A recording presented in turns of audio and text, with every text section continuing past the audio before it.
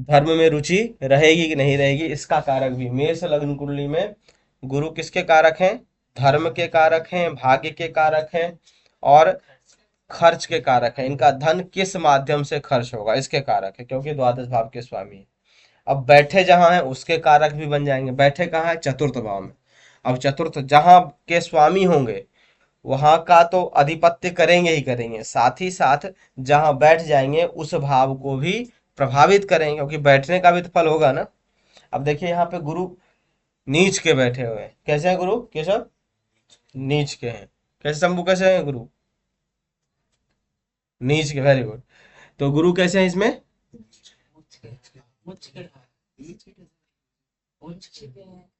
कर्क राशि में गुरु क्या होते हैं?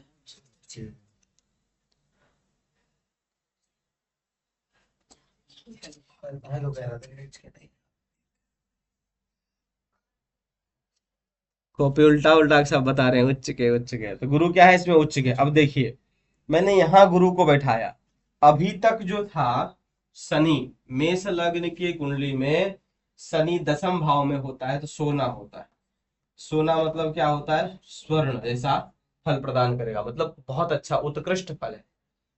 यदि सोने पे अर्थात शनि पर गुरु की दृष्टि पड़ जाए, और शनि की भी गुरु पे दृष्टि है, अर्थात गुरु और शनि क्या कर रहे हैं? आपस में दृष्टि संबंध कर रहे हैं। अभी तक तो शनि सोना था, लेकिन कहते हैं सोने पे सुहागा। क्यों? क्योंकि दसम भाव के स्वामी हैं और नवम भाव के स्वामी गुरु हैं। गुरु जो है इसमें शुभ फल प्रदायक है, और नवम भाव के स्वामी कभी भी पाप फल देते ही नहीं, हमेशा शुभ फल प्रदान करते हैं। ये त्रिकोण के स्वामी गुरु, केंद्र के स्वामी शनि, ये दोनों आपस में संबंध कर ले, वो भी तगड़ा संबंध है। केंद्र भाव में संबंध होना बहुत बड़ी बात होती है, त्रिकोण भाव में संबंध होना बहुत बड़ी बात होती है। केंद्र और त्रिकोण में कोई ग्रह आपस में संबंध करे और दोनों ग्रह बढ़िया स्थिति में हो तो समझ लीजिए कि वह एक बहुत मजबूत राजयोग है। तो केंद्र और त्रिकोण के स्वामी आपस में संबंध बनाने के कारण अब शनि क्या हो गया? पहले से तो सोना था ही स्वगृह बैठ करके, अब सोने पे सुहागा हो गया, अर्थात अब ये राजयोग कारक हो गया। अब मेष लग्न की कुंडली में शनि को हम खराब कह ही नहीं सकते हैं। क्यों? क्योंकि इसने गुरु से संबंध बनाया, और गुरु क्या है? नवम भाव के स्वामी। शनि क्या है? दसम भाव। जब भी दसम और नवम भाव के स्वामी आपस में संबंध बनाते हैं तब वो दोनों क्या हो जाते हैं? भयंकर राजयोग कारक या योग कारक, कुछ भी कह सकते हैं। तो इसमें गुरु भी योग कारक हो गए, शनि शनि के चक्कर में गुरु को भी बल मिला, और गुरु के चक्कर में शनि को बल मिला, तो दोनों मिल करके आपस में योग कारक हो गए। अब जब भी शनि की महादशा में गुरु का अंतर या गुरु के महादशा में शनि का अंतर दशा आएगा, इसको भयंकर राजयोग की प्राप्ति होगी। आई बात समझ में दीपाली जी?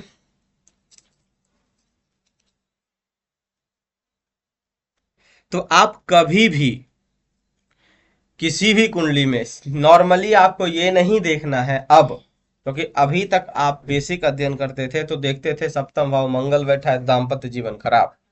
लेकिन बट परंतु यदि सप्तम भाव में वही मंगल स्वगृही बैठा हुआ है और उस पर गुरु की दृष्टि पड़ जाए या लग्नेश की दृष्टि पड़ जाए तो कहीं ना कहीं बात समझ जाती है। और ऐसे आप कुंडली आपको देखने को मिलेगा कि सप्तम भाव मंगल बैठे हैं और ऐसे व्यक्ति के दाम्पत्य जीवन में कोनो दिक्कत नहीं, चार छह बच्चे हैं बढ़िया चकाचक, उनके भी बच्चे हैं, उनके भी बच्चे होने वाले, तीन तीन पीढ़ी देख रही है, और सप्तम भाव मंगल बैठे हैं।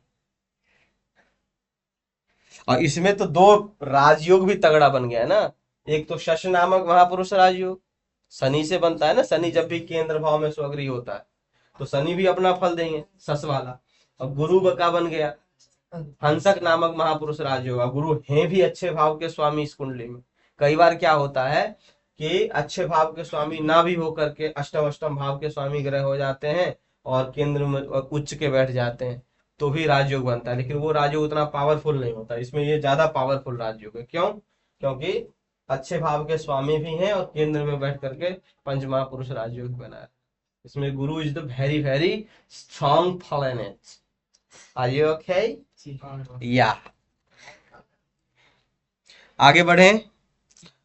हरिनारायण जी, अमन जी नहीं आए हैं क्या? आज अमन जी का सुख बुहाहट नहीं दिख रहा है। अब मेष लग्न में कोई आपका प्रश्न हो तो बताइए। चलिए मैं ही प्रश्न करता हूँ, आप क्या प्रश्न करेंगे? I am very sad.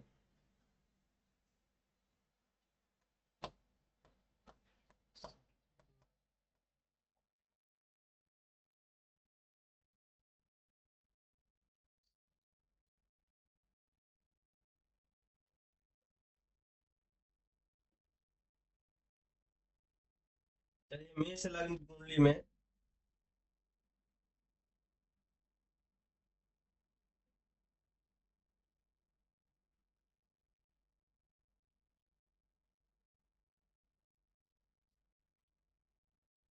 शुक्र को भी यही बनाइए, बैठा देते हैं, गुरु और शुक्र दोनों को चतुर्थ भाव में।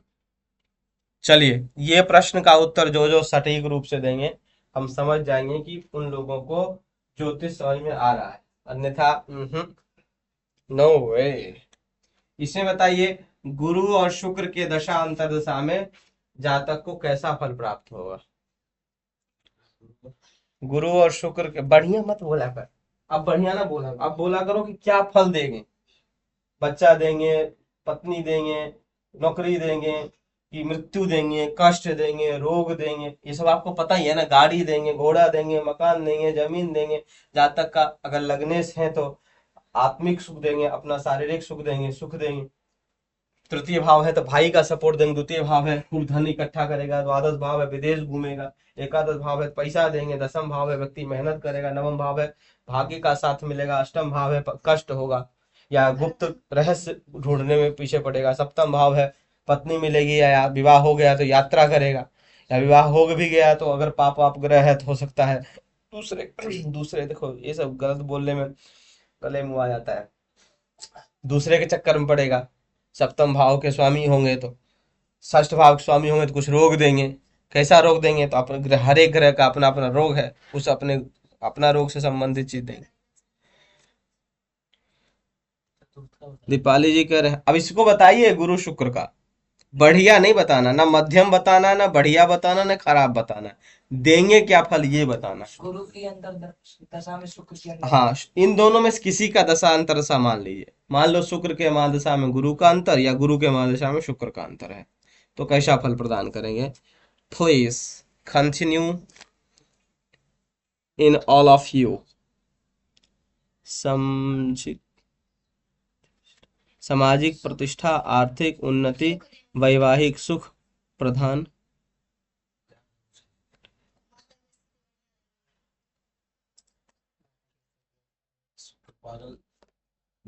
कारक और मारक दोनों हैं, भौतिक सुख।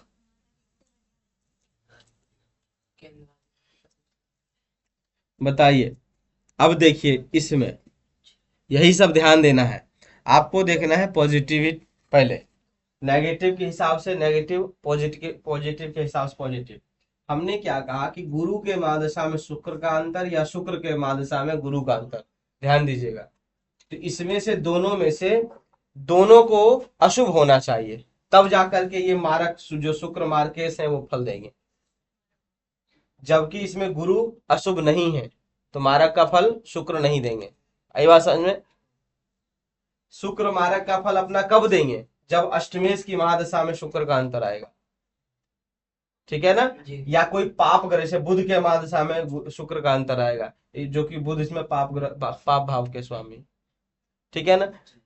इसमें शुक्र के किसके महादशा अंतरदशा चाहिए था अपने को? गुरु का। गुरु इसमें त्रिकोण भाव के स्वामी हैं, उच्च के बैठ करके शश नामक महापुरुष राजयोग बना रहे हैं, लग्नेश के सपोर्टर हैं, और गुरु से शुक्र युति संबंध बनाया हुआ है। तो गुरु शुक्र को अब तुम मार्केश ना कह करके कह लो केंद्रेश, और शुक्र है केंद्रेश, गुरु है त्रिकोणेश।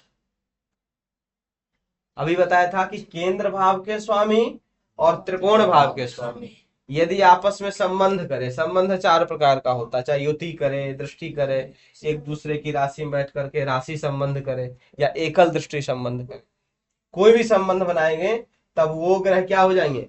योग कारक। तो इसमें शुक्र भी क्या है? योग कारक। क्यों है योग कारक? क्योंकि गुरु से संबंध बना लिया इन्होंने। कौन सा संबंध बनाया? युति संबंध, जिस कारण से शुक्र इसमें से, शुक्र और गुरु की दशा अंतरदशा भी उन्नति कारक ही होगा। इनको सामाजिक प्रतिष्ठा मिलेगी। जो सप्तम भाव है ये उन्नति का भी भाव है, क्योंकि ये दशम से दशम है, भावात भावम के आधार पर है, उसको छोड़ो। आप ये समझ लो सप्तम भाव उन्नति का है। अगर नौकरी वगैरह करते रहेंगे तो उसमें और पदोन्नति हो जाएगी, अगर शुक्र सप्तमे से बढ़िया है तो। दाम्पत्य विवाह हो गया है तो अच्छा सुख मिलेगा विवाह वैवाहिक जीवन से। विवाह नहीं हुआ, विवाह करने का योग आ जाएगा, विवाह होने का योग आ जाएगा, लेकिन उस समय अवस्था होनी चाहिए। पता चले 5 साल का बच्चा है, गुरु में शुक्र का अंतर से आ सकता है 5 साल के भी, तो उस समय इनको विवाह का योग नहीं बनेगा। हो सकता है यात्रा कर लें। शुक्र दस द्वितीय भाव के स्वामी हैं, इस इनके नाम पर फिक्स डिपॉजिट कर दे कोई, इसके लिए संचित धन हो जाएगा ना। शुक्र संचित धन के भी स्वामी हैं। रिश्तेदार कुटुंब आदि का खूब सहायता मिले, खूब लाड़ प्यार मिले, सुख बढ़िया मिले, क्योंकि चतुर्थ भाव में बैठे हुए हैं। भाग्य साथ दे, इनके जन्म होते ही भाग्य साथ देना प्रारंभ कर दे। एक आध बच्चा होता है घर में, आते ही उसके जन्म होते ही घर में सारी खुशियां आ जाती है। जो नहीं होता वो भी आ जाता है, कारण कि उसकी जो कुंडली है बहुत अच्छी है। आप कुंडली देखना किसी के भी बच्चे कुंडली देखिएगा, यदि उसके भाग्येश बढ़िया है, भाग्येश यानी कि नवम भाव के स्वामी, प्रत्येक लग्न की कुंडली में नवम भाव के स्वामी अलग अलग होंगे। यदि भाग्येश अच्छी स्थिति में है तो उसके जन्म लेते ही उस घर में कहीं ना कहीं शुभ खबरें, शुभ सूचना आने लग जाती है, उनकी उन्नति बढ़ जाती है उस बच्चे के जन्म। और किसी बच्चे कुंडली में गए जिस भाव में, ध्यान दीजिएगा, किसी भी कुंडली में आप लोग अपने में लगा लीजिए और कर लीजिएगा, देखिएगा आपके कुंडली के जिस भाव में अशुभ योग हो, अशुभ योग जैसे अंगारक योग हो, अंगारक दोष है, पितृ दोष हो जिस भाव में, या फिर गुरु चांडाल दोष हो, या राहु शनि एक साथ बैठे हो, राहु सूर्य एक साथ बैठे हो, ग्रहण दोष हो, चंद्र ग्रहण दोष हो, केमद्रुम दोष हो, जिस भाव में, उस भाव से संबंधित संबंधियों को आपके जन्म के समय कष्ट हुआ होगा 100%। देख लीजिए जिसके चतुर्थ भाव में कोई अशुभ योग बना हुआ है, कोई भी पाप ग्रह दो एक दो बैठे हुए हैं या अशुभ योग बना हुआ है, उसके माता को या घर वालों को कष्ट अवश्य हुआ होगा उसके जन्म के समय में, जिसकी कुंडली है। उसको क्या हुआ नहीं हुआ वो बाद की बात है, लेकिन अभी जो मैं बता रहा हूँ बता रहा हूँ। यदि किसी के सप्तम भाव में बैठा हुआ है कोई भी अशुभ ग्रह, तो सप्तम भाव किसका कारक होता है? स्त्री का कारक होता है। अपनी पत्नी का के साथ साथ स्त्री का कारक, घर की स्त्रियां परेशान नहीं होंगी। और एक कारण और है, क्योंकि ये चतुर्थ से चतुर्थ है, तो इस यहाँ से भी माता का विचार किया जा सकता है। तो घर की स्त्री में से कोई भी स्त्री जरूर अवश्य परेशान हुई होगी आपके जन्म के समय। अष्टम में रहेगा तो अपना स्वास्थ्य ज्यादा खराब माना जाता है। यदि अष्टम भाव में अशुभ योग बनता है तो जातक स्वयं परेशान रहता है, जन्म के समय में बहुत ज्यादा परेशानी रहता है। द्वादश भाव में हो तो चाचा वर्ग वगैरह, ताऊ चाचा वगैरह जो होते हैं वो, अष्टमी के शनि या शुक्र, कोई भी अशुभ योग बना हुआ किसी भी लग्न की कुंडली,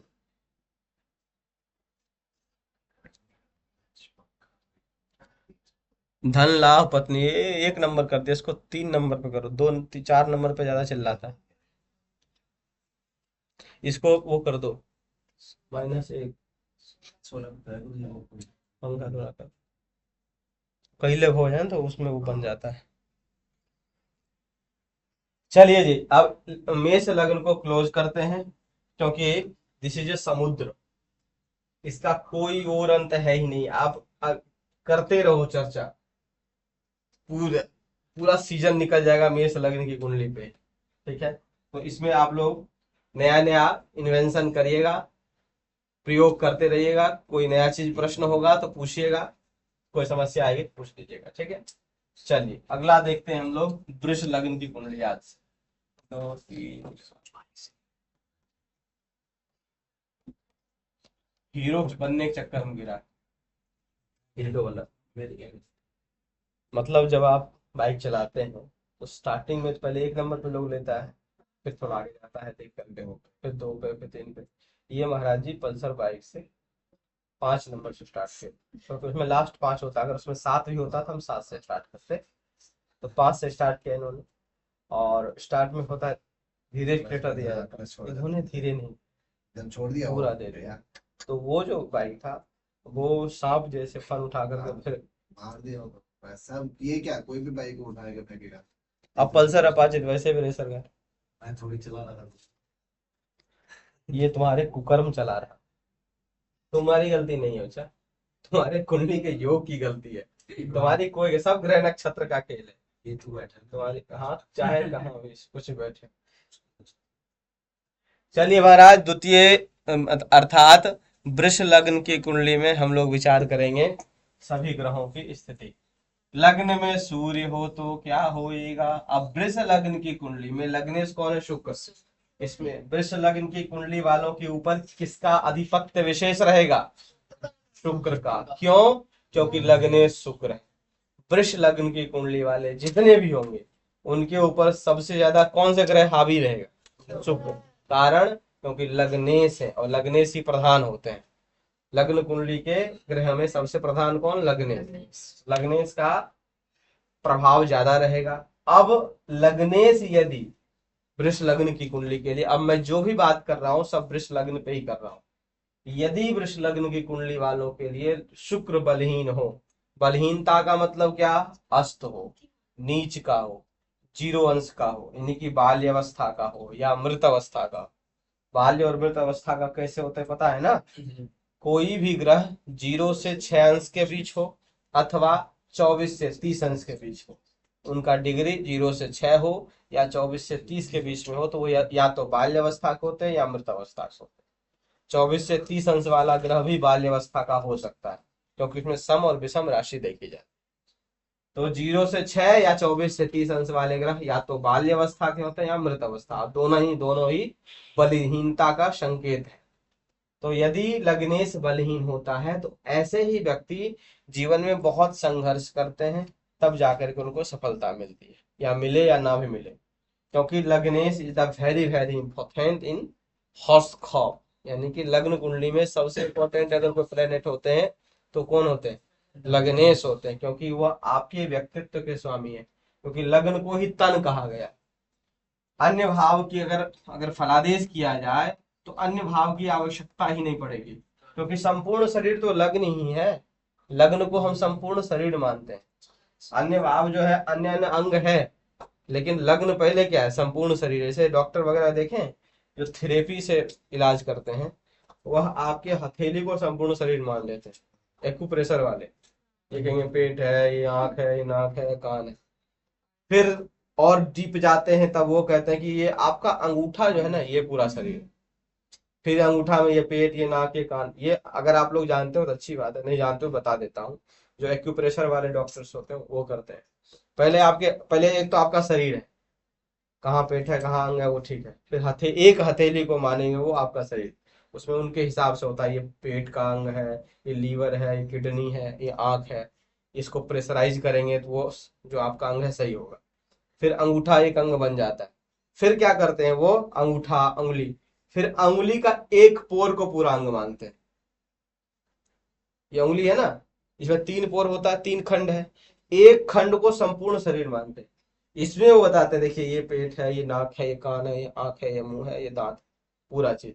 जहां भी प्रॉब्लम है वहां पर वो प्रेशराइज करते हैं, कहते हैं यहाँ पे आप पेन चुभाओ या फिर जो भी टिप वगैरह चिपकाते हैं जैसा जो होता है। तो वही है कुंडली। जैसे वैसे तो संपूर्ण 12 भाव है। 12 भाव में सारा अंग पड़ा हुआ है कार्य पुरुष का। ये व्यक्ति का सिर, मस्तिष्क आदि, ये द्वितीय भाव मुखदात आदि है, तृतीय भाव कंधा, बाजू, कान आदि। ये हार्ड है, ये पेट है, ये कमर है, ये गुप्तांग है, गुदा मार्ग है, ये जंघा है, ये घुटना है, ये पिंडली है, ये पैर है और आंख भी है। लेकिन अगर हम देखें तो संपूर्ण शरीर ही लग्न है। लग्न से ही संपूर्ण शरीर, संपूर्ण अंग का विचार करता है। तो प्रत्येक लग्न कुंडली के लग्नेश जो होते हैं वो इंपॉर्टेंट होता है। अब जब भी कुंडली देखिए, अगर कोई व्यक्ति ज्यादा परेशान है तो आप समझ लीजिए। परेशान मतलब क्या? हम लोग का तो, आप लोग ज्योतिषी बन गए हैं, आपके पास कई ऐसे व्यक्ति आएंगे, आप उनको कितना भी उपाय बताते रहो वह व्यक्ति रोते ही रहेंगे। रोते ही क्या रहेंगे? परेशान ही रहेंगे। अगर सच कहा जाए तो कारण क्या होता है कि उनके जो लग्नेश हैं, मतलब 90% कुंडली में 10% ही ऐसा होता है कि लग्नेश बलवान हो और व्यक्ति रोता रहे, यानी व्यक्ति परेशान हो। लग्नेश आपको उच्च के दिखेंगे और व्यक्ति परेशान रहता है। होता है, ऐसा नहीं कि इसमें कोई भी फिक्स सिद्धांत नहीं है, फलादेश में कोई भी फिक्स सिद्धांत नहीं है, लोचदार है विषय, मतलब कहीं भी मुड़ सकता है, ये बिल्कुल एक नहीं स्ट्रेट जाएगा ही सिद्धांत। तो अधिकतर कुंडली में यदि लग्नेश बलहीन होते हैं, अच्छी स्थिति में नहीं होते हैं, तब जातक अपने जीवन में कहीं ना कहीं संघर्षशील रहता है और जीवन भर मतलब एक वो जो उत्साह होना चाहिए जीवन जीने का वो नहीं बन पाता। अगर लग्नेश के साथ साथ सुखेश भी, सुखेश बोले तो चतुर्थेश, चतुर्थेश भी बलहीन हो जाए तब उनका और भी सुख जो है जीवन छिन जाता है। ऐसे व्यक्ति के पास भले पैतृक संपत्ति मिल जाए, ऐसे व्यक्ति का भाग्य बढ़िया हो, जिसके साथ जाए वो व्यक्ति उन्नति कर जाए और वो वहीं रह जाए। ऐसा भी आप सुने होंगे कि मैं तो जिसके साथ जाता हूँ, जिसको सलाह देता हूँ, मैं जो बताता हूँ, साथ रहता हूँ, तो वो तो ऊपर उठ जाता है, मैं वहीं रह जाता हूँ, कारण कि उनके जीवन में सुख नहीं लिखा हुआ। लग्नेश और चतुर्थेश यदि दोनों बलीन है तो जीवन में कभी भी वो सुखी नहीं रहेगा, उत्साहपूर्ण जीवन नहीं जीता है। यदि लग्नेश, चतुर्थेश और भाग्येश भी लुल्ली आ गया, कमजोर हो गया, खराब हो गया, कमजोर हो गया, नीच स्थादी के हो गए, तब तो समझ लीजिए ऐसे व्यक्ति को जीने का कोई हक नहीं। अगर भाग्येश, लग्नेश, चतुर्थेश अगर तीनों के तीनों गड़बड़ी आ गए तब गड़बड़ हो गया। जी भाई भाई नहीं जा रहा आवाज, आज इस सेटिंग किया, आज वो ले गया हमारा, खैर इसमें जा रहा है रिकॉर्डिंग में। नहीं तो अभी तक हल्ला मचा दिए होते लोग। ये लैपटॉप वाला है ना वो। चलो महाराज, अच्छा अब आप लोग थोड़ा हमें बताइए, देखते हैं योर सेंसर कितना एक्टिवेट है।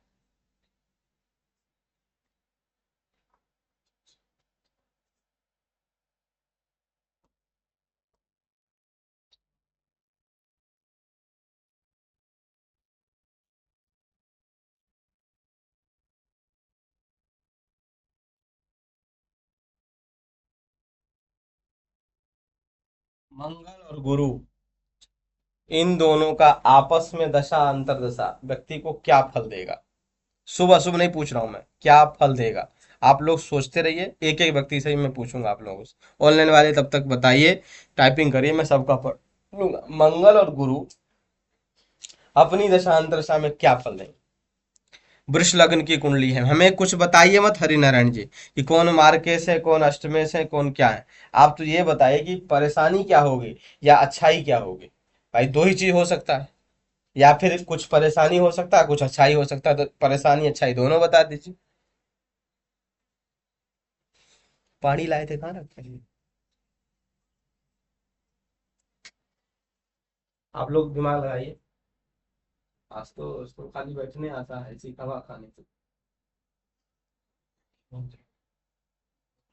मुझे मंगल गुरु अगर इधर हलाए तो तुम बैठे हैं, गंदा मित्र की राशि में इसकी मछली जैसा कोई बोतल में पानी ज्यादा दिन गया था तो ऐसे बदुआ।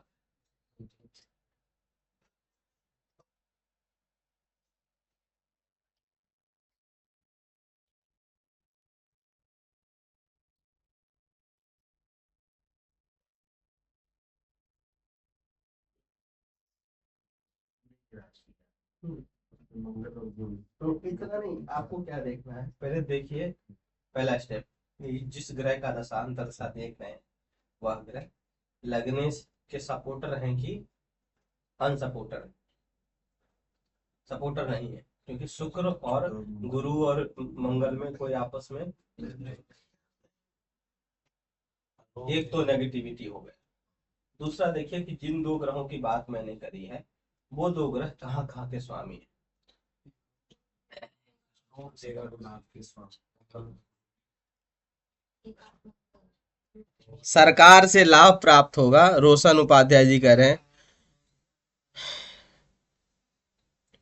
लीवर रिलेटेड रोग होगा, पत्नी से भी सुख नहीं प्राप्त होगा। मंगल पंचम भाव में जो मात्र की राही है,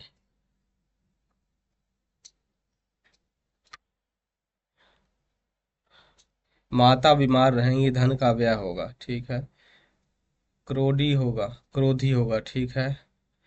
सास साहस और ज्ञान प्रदान करेगा, साहस और ज्ञान प्रदान करेगा, नहीं, गड़बड़ी आ गई, देखिए। सुनो ना संग मर मर की ये मीनारे, कुछ भी नहीं है आगे तुम्हारे। गुरु जो है इस कुंडली में सपोर्टर नहीं है लग्न से, और शुक्र लग्न की कुंडली बोले तो वृष लग्न की कुंडली में गुरु अच्छे नहीं माने जाते, कारण अष्टम भाव के स्वामी, और इनकी जो दूसरी राशि गई है वो भी तृष्णाय भाव में भी गई है। अब लाभ भाव के स्वामी को अच्छा मत माना करो। अच्छा वो तभी तक है जब नवमें से संबंध बनावे, 10वें से संबंध बनावे, लग्ने से संबंध बनाए। लाभ भी तब अच्छा है जब वह धर्म के रास्ते आए, व्यक्ति के स्वाभिमान के रास्ते आए, कर्म के रास्ते लाभ आना ही अच्छा है। लेकिन यह कुकर्म के रास्ते यदि लाभ आता है, कुकर्म के रास्ते लाभ आता है, तो वह लाभ लाभ नहीं होता, वो डकैती होता है, वो चोरी होता है, एक न एक दिन चोरी पकड़ी जाती ही जाती है। तो जब भी अष्टम भाव के स्वामी और लाभ भाव के स्वामी या तो एक हो या फिर अलग अलग हो, आपस में संबंध बना रहे, तब ऐसे व्यक्ति अच्छे कार्यों से धन नहीं कमाएगा। अच्छा कार्य करेगा तो लाभ ही नहीं मिलेगा, बुरा कार्य करेगा तो एक नए दिन पीटा जाएगा, पकड़ा जाएगा, यानी कि लाभ कमाने में समस्या रहेगी। गुरु जो है वो मंगल के साथ बैठे हैं, गुरु अष्टम भाव के स्वामी, मंगल मार्केश हैं, इनकी दूसरी राशि भी द्वादश भाव में जा रही है, द्वादश भाव व्यय है, खर्चा, वो भी शुभ भाव नहीं है, बढ़िया नहीं है, सम बोला था मैंने। लेकिन यदि एक राशि मारक भाव में हो, दूसरा द्वादश भाव में हो, तो ये भी प्रबल मारक होते हैं। जैसे कि मेष लग्न की कुंडली में सप्तम और द्वितीय भाव के स्वामी होकर के शुक्र प्रबल मारक होते हैं, उसी प्रकार से वृष लग्न में मंगल जो है सप्तम भाव के स्वामी और द्वादश भाव के स्वामी होकर के प्रबल मारक होते हैं। तो मार्केश और अष्टमेश आपस में क्या बना लिए, संबंध। कौन सा संबंध, द्युति संबंध। अब इन दोनों की दशा और अंतरदशा में अच्छा फल प्रदान नहीं होगा।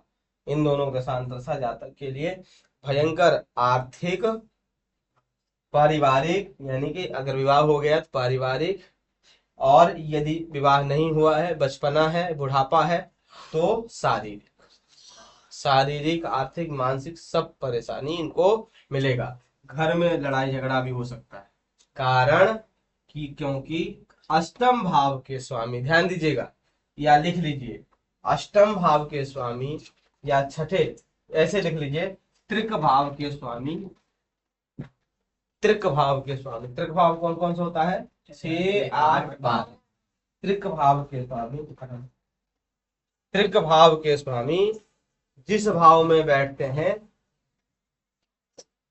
उस भाव के फल को बिगाड़ते हैं। त्रिक भाव के स्वामी जिस भाव में बैठते हैं उस भाव को बिगाड़ते हैं। तो यहाँ त्रिक भाव के स्वामी कौन है, बिल्कुल अब सही आई ना बात मनीष जी, माता को कष्ट, बिल्कुल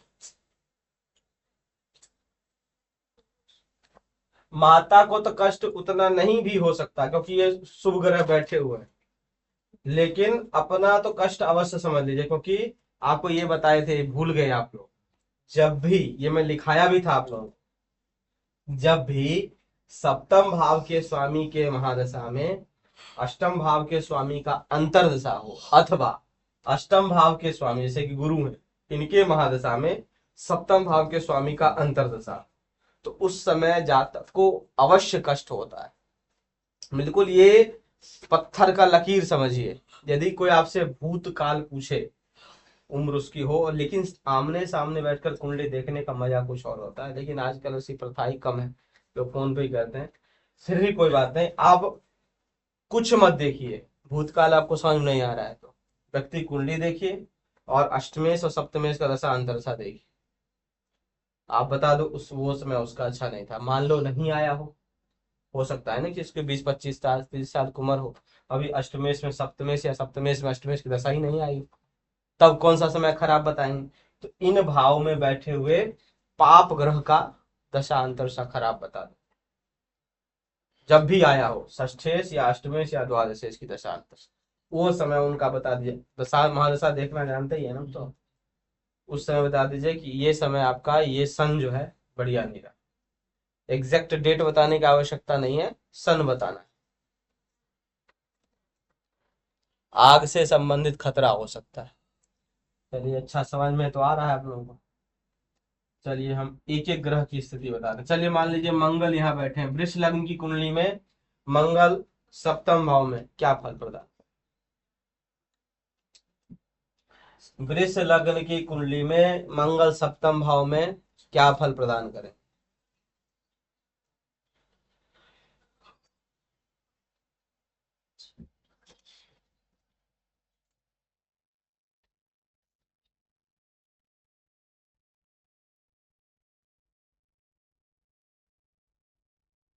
सागर कहाँ ध्यान दे रहा है। खुशी जब भी तेरी में कम देखता हूँ, कहाँ, क्या है आगे। दाम्पत्य जीवन में ठीक होगा, विवाह में लेट करेंगे। और दाम्पत्य जीवन में ठीक होगा, विवाह में लेट करें। चलो कुछ बढ़िया तो बोला। ठीक क्यों होगा, क्योंकि स्वगृही। विलंब क्यों होगा, चलो पाप ग्रह है, मांगलिक दोष है, लेकिन मांगलिक दोष तब नहीं होता जब मंगल स्वगृही होते, अच्छा तो मांगलिक दोष समाप्त है, मांगलिक दोष नहीं होगा। अच्छा। जब भी मंगल इन भावों में स्वगृही होते हैं तो मांगलिक दोष देखने में तो है, लेकिन स्वगृही उच्च नीच आदि हो जाते हैं, तो उनका मांगलिक दोष जो है वो समाप्त हो जाता है। ओहो कौन, नींद आ रही है।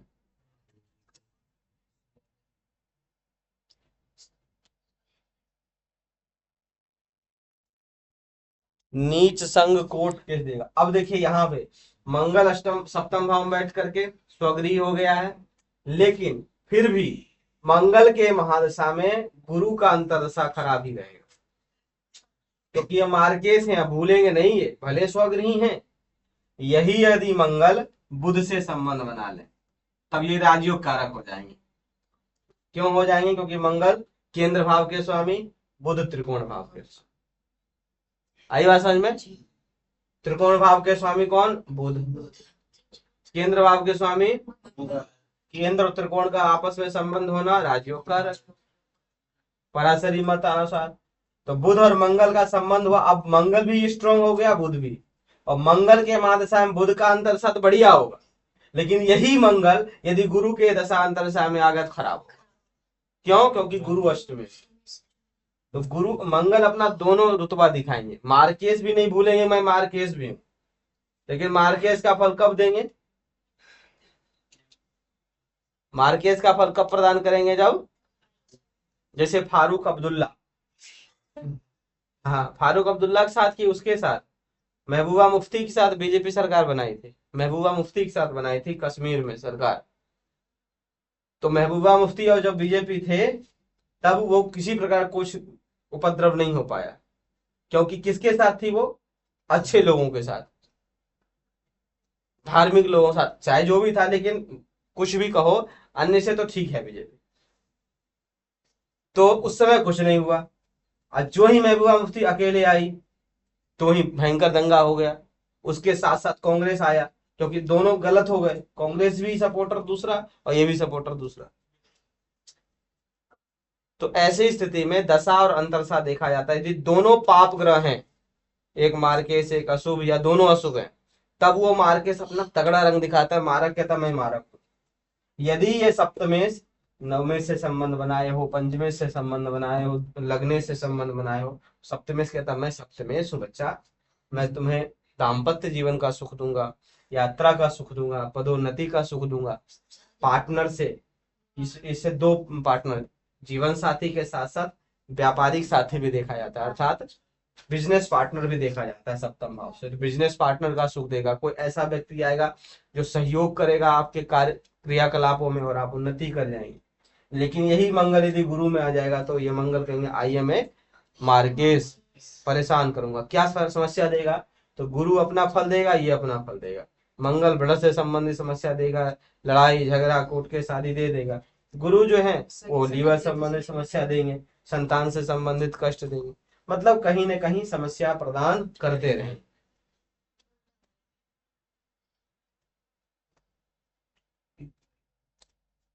बात आ रही है समझ में बिट्टू जी, अपूर्व मिश्रा जी, विजय मिश्रा जी?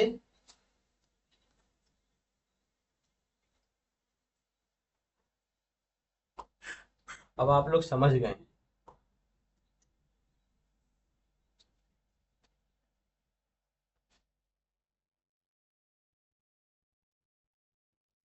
मान लीजिए यहाँ चंद्रमा और शुक्र बैठे हैं।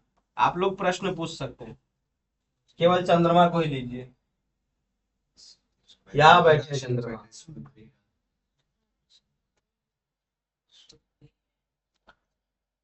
तो कैसा फल प्रदान करेंगे? अच्छा बुरा खराब कैसा? हम्म?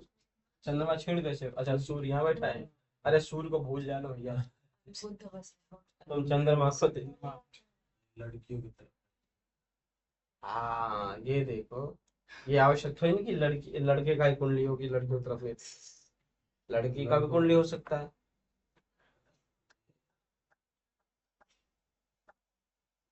अच्छा फल और पराक्रमी बनाएंगे। देखिए चंद्रमा पराक्रमी नहीं बनाते, चंद्रमा क्या है? स्त्री कारक ग्रह। शुक्र क्या है? स्त्री कारक ग्रह।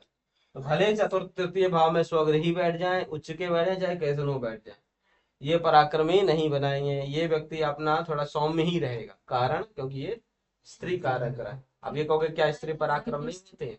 पराक्रम होती है, वो बात अलग है, लेकिन यदि कारक देखा जाए तो स्त्रियों को सौम्य कारक माना गया है ना। सौम्य ही कारक, भाई बहन से बनेगा, हाँ भाई बहन का बढ़िया सुख मिलेगा ऐसे व्यक्ति को, क्योंकि तृतीय भाव से भाई बहन देखा जाता है, वहीं स्वगृही बैठे। मन की स्थिति मन की स्थिति बढ़िया रही, क्योंकि चंद्रमा क्या है? स्वगृही है। अब इसको बेड़ा गर्क कर देते हैं, मान लो यहाँ सूर्य बैठा लेते हैं, अब ये चंद्रमा स्वगृही होकर के भी बेड़ा गर्क हो गए, क्योंकि क्या हो गए? क्षीण हो गए। लेकिन क्षीण होते ही चंद्रमा पाप ग्रह में सम्मिलित हो जाते हैं, उनको क्या कहा जाता है? पाप ग्रह। और पाप ग्रह यदि तृतीय भाव में स्वगृही हो तो व्यक्ति का पराक्रम साहस शत्रुहंता बना देता है। तो भाई बंधु से बिगाड़ता है पाप ग्रह, लेकिन तृतीय भाव में बैठ करके शत्रुहंता योग बनाता है, शत्रुओं को मारेंगे कम घसीटे। अब चंद्रमा क्या फल देगा? पाप ग्रह। चंद्रमा जब भी क्षीण होता है तब वह शुभ ग्रह की श्रेणी में ना आकर के किसकी श्रेणी में चला जाता है? और क्षीण चंद्रमा व्यक्ति को मानसिक अशांति देता है, और पूरे दुनिया के 90% आदमी मानसिक अशांति। यह एक कॉमन प्रश्न भी हो गया, लोग बाग इस चीज से चुटकी भी लेते हैं ज्योतिष का, कि आप बोल दो आप बहुत चिंता करते हो, तो व्यक्ति कहता है हाँ हाँ चिंता, क्योंकि 90% आदमी चिंता करता है, चिंतित रहता है। अरे 100% आदमी चिंतित रहता है, कौन नहीं चिंतित रहता? तो चंद्रमा की स्थिति लगभग कुंडली में खराब रहती है, इसलिए चिंतित रहता है। चंद्रमा मन के कारक है, मन पे किसी का कंट्रोल नहीं है, इसीलिए कहता है मन के बहकावे में ना, क्योंकि चंद्रमा लगभग, अरे सूर्य से क्षीण नहीं होगा तो मंगल से साथ हो खराब हो जाएगा, राहु के साथ होगा, केतु के साथ होकर के केतु की दृष्टि हो जाएगी। तो मन कभी भी पूर्ण रूप से साफ हो ही नहीं सकता, अर्थात चंद्रमा कभी भी पूर्ण रूप से सुख प्रदान कर नहीं।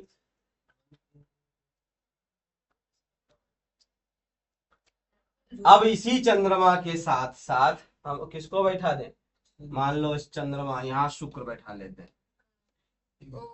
अब बताइए ये शुक्र और चंद्रमा, इस चंद्रमा छोड़ो, शुक्र कैसा फल प्रदान करे?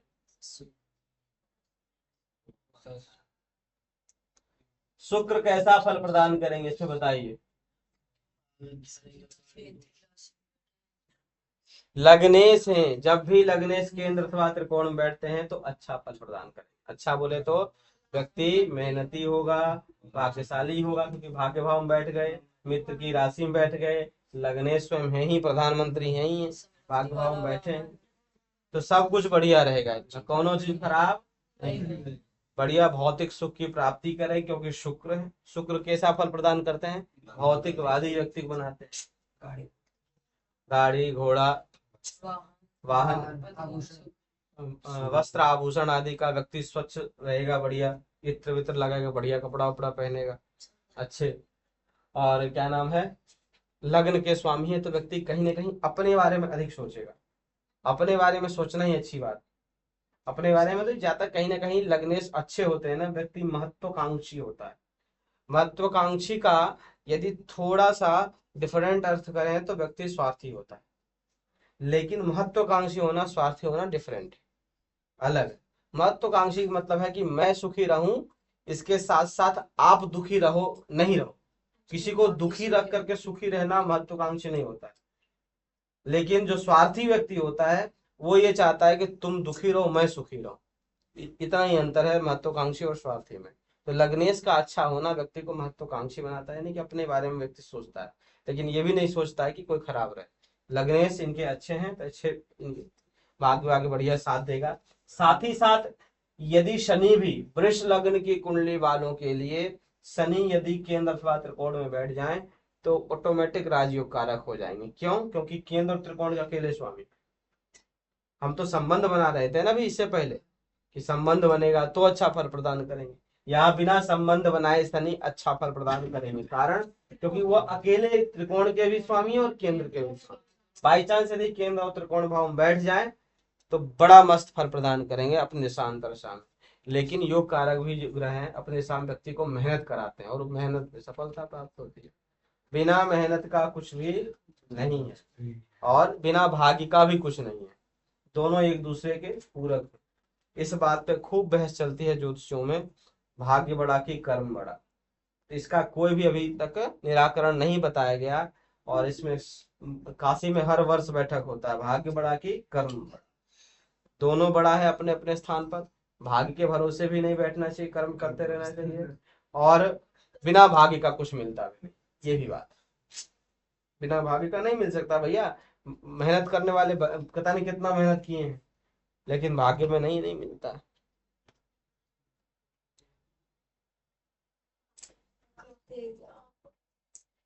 भाग्य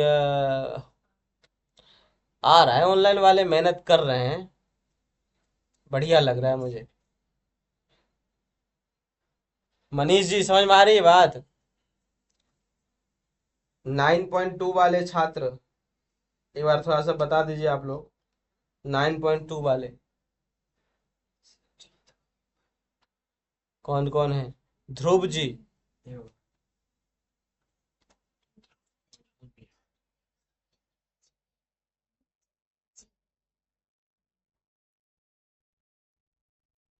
रोशनी पराशर जी,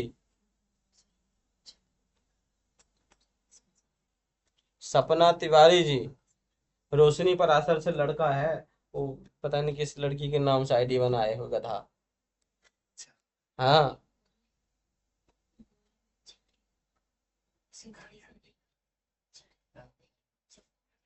बोलो भैया, बैच 9.2 वाले लो बोलिए, नहीं तो कैसे समझ में आएगा कि आप लोग कैसा क्या समझ में आ रहा है कि नहीं समझ में आ रहा है। और इस प्रकार से मैं जो अध्ययन करा रहा हूँ प्रत्येक लग्न में, this is a first batch. इससे पहले मैंने जितना भी बैच पढ़ाया ऑनलाइन चाहे ऑफलाइन, किसी को इस प्रकार से अध्ययन नहीं कराया हूँ। हर एक लग्न में हर एक ग्रह का फल इस प्रकार से केवल उनको लिखा देते हैं। अब आप लोगों का योग लिखा देते हैं, डॉक्टर इंजीनियर अमुक अमुक योग, विवाह होने का योग, नौकरी का योग, इसका योग उसका योग, 25-30 योग है, हो जाता कोर्स पूरा। लेकिन मैंने कहा नहीं, कुछ स्पेशल हर बैच में होना आवश्यक है। रोशनी पारा सर जी अब बताए हैं क्या होता है ना, मोबाइल चला लेते हैं और कहते हैं चलो तब तक रोटी बना लेते हैं, बोलने दो इनको, देखते हैं क्या कितना बोलते हैं। रूम में रहने वाले लड़के यही सोचते हैं, कोई बात नहीं सोच लो महाराज।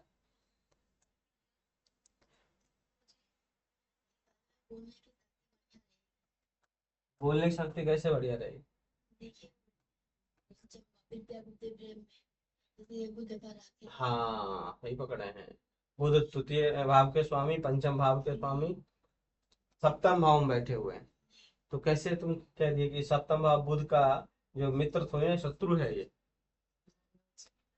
अगर ये बुध बढ़िया बैठे होते तो और अच्छा होता। शुक्र है ना 10वें भाव में बैठे तो ऐसे अभिमानी होता है ना व्यक्ति। कौन? जातक अभिमानी किस पे बैठे था? 10वें भाव में कौन? जातक शुक्र बैठे हैं तो यदि शुक्र दशम भाव में बैठे तो मैंने केवल वृष लग्न में या फिर ऐसे ही हर में होता है? वृष लग्न। केवल वृष लग्न में। ऐसे भी ये बताओ क्यों? शुक्र बैठा है इसलिए तुम्हारा बैठा है? पता नहीं कुछ। आप नहीं तो जैसे बोले मतलब कुछ थॉट तो बताओ, तो हो सकता है मैंने क्या कहा। लिख रखा फिर किसमें? इसमें शुक्र वाला। अच्छा उसमें तो उसमें क्या, देखिए जो चमत्कार चिंतामणि है उसको मतलब नहीं है कि आप किस राशि में बैठा है, किस लग्न में, वो तो बोल दिया कि दसम भाव में बैठेगा शुक्र बेईमानी क्यों होगा, क्योंकि ऐसे व्यक्ति जो होते हैं कर्म जो इनका वो शुक्र से रिलेटेड होगा, यानी बढ़िया रहना, बढ़िया खाना, बढ़िया पहनना। तो जो ऐसा व्यक्ति दरिद्र टाइप से रहेगा, साफ सुथरा नहीं रहेगा, उसको अपने से दूर करेंगे तो उनका कर्म बन जाएगा वैसा रहना। तो अपने दूर करेंगे तो लोग के अभिमानी है, अपने बिस्तर पर नहीं बैठने देंगे, अपने साथ खाने नहीं देंगे उसको, क्योंकि इनका कर्म कैसा बनेगा, शुक्र जैसा। दसम भाव में यदि शुक्र बैठते हैं तो शुक्र जैसा कर्म बनेगा। और वैसे भी शुक्र लग्नेश हो जाते हैं इसमें, लग्नेश व्यक्ति मतलब उसका मस्तिष्क शुक्र जैसा चलेगा, लग्न मतलब मस्तिष्क। तब आज के लिए इतना ही रखते हैं। तिवारी जी आपके प्रश्न का जवाब क्या दिया जाए? आपका प्रश्न पता पीछे चला गया महाराज।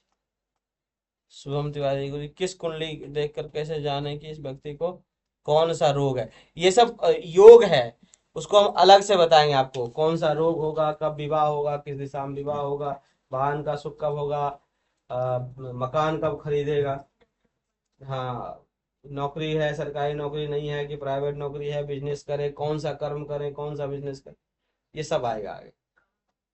इसको हम आगे रखे हैं ना तिवारी जी। बताने मुझे कहाँ गाड़ी पड़ गई। तो आज के लिए इतना, नवरात्रि के बाद सबको ये व्हाट्सएप पर मैसेज किए थे,